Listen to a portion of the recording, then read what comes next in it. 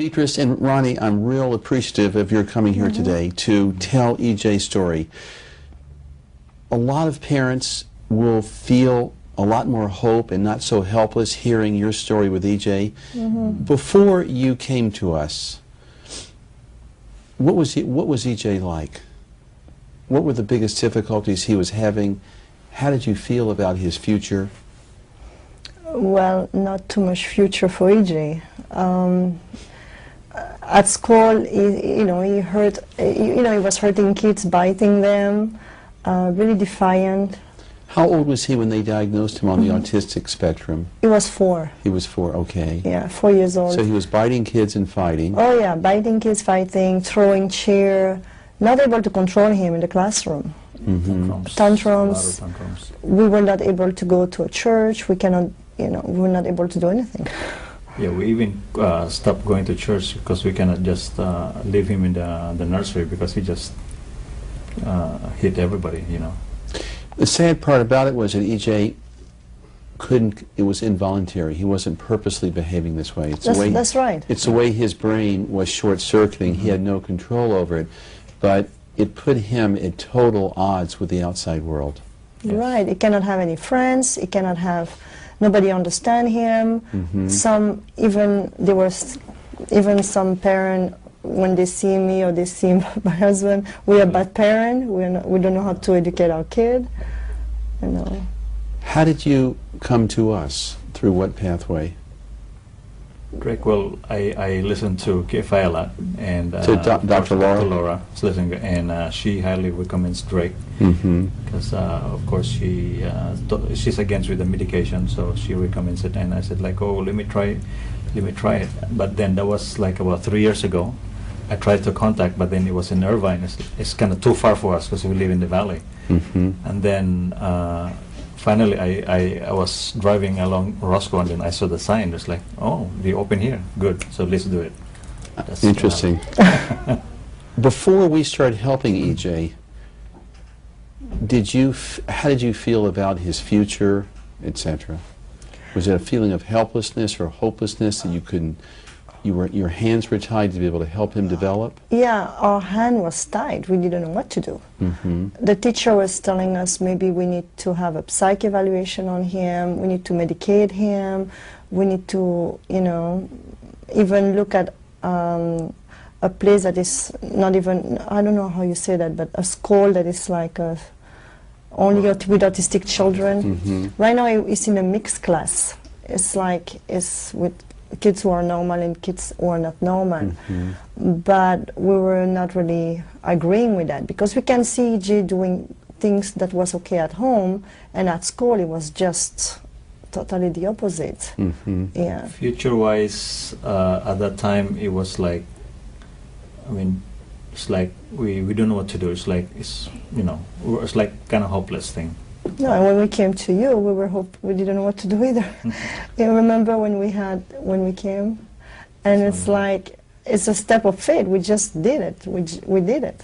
We came, and he was challenging for us because he was, as you know, would pull the electrodes off at times. He wouldn't keep the electrodes on his head to complete a session. But he did well enough to develop, and he's come a long way. And it's wonderful. It's wonderful for me to watch children like EJ really be able to develop and use their brain to develop and rewire itself in a much healthier pattern, using the brain's own resource for getting better. Let's fast forward to now. He's had roughly close to 30 treatments. What's improved the most for EJ since we've been helping him? Well, we are going to church. You're going to church with EJ? Yeah, with EJ. With EJ. With EJ, and he's playing with other kids. Sometimes he does hit a kid, but rarely. He's doing much better. So this is really a good thing for us that we're able to go to church. The aggressiveness has reduced significantly. Reduced, big time, big time. Also, one thing I was really impressed is when we were able to ride a horse for an hour. Nobody was with him. Somebody was just holding the horse. We're talking a big horse, not a big small horse. I mean, a full-size horse. And he rode it for an hour. An hour. And that we were just we were just amazed. How can he do that? We never expect EJ to do that. So he rode a horse for an hour. Uh-huh. Mm-hmm. In Palm Springs. Palm Springs. Another thing too, because he doesn't like, before he doesn't like anything that's like touching his face. And at that time it's so windy at Palm Springs that it was just like, but we were amazed because I was right next to him. I was riding behind him.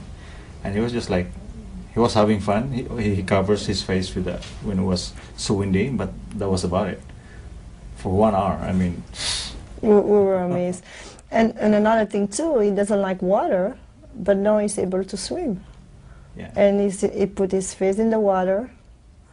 So they do have a lot of improvement. So he must be much more self-confident. He is more Much more self-confident. Is he very aware of his improvements and that he gets along with kids much better?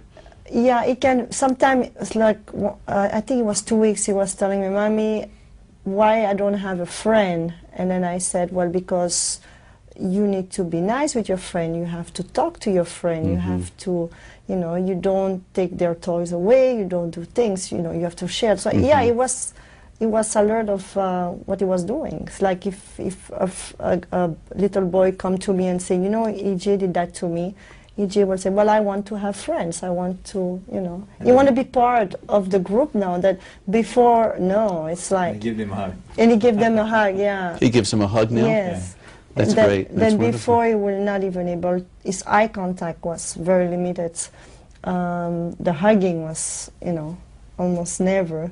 Or he will just put his head down and he will just go like this. But And now never he makes more eye contact. he make much more eye contact. That's wonderful.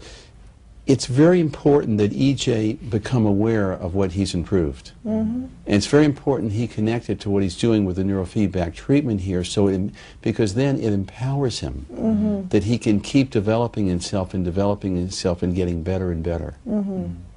Well, I think EJ is pretty ready now to go to school. I have good hope for him for this year. Then last year I didn't have any hope.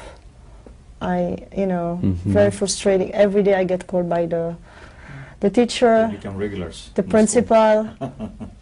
He is more in the office than in his classroom.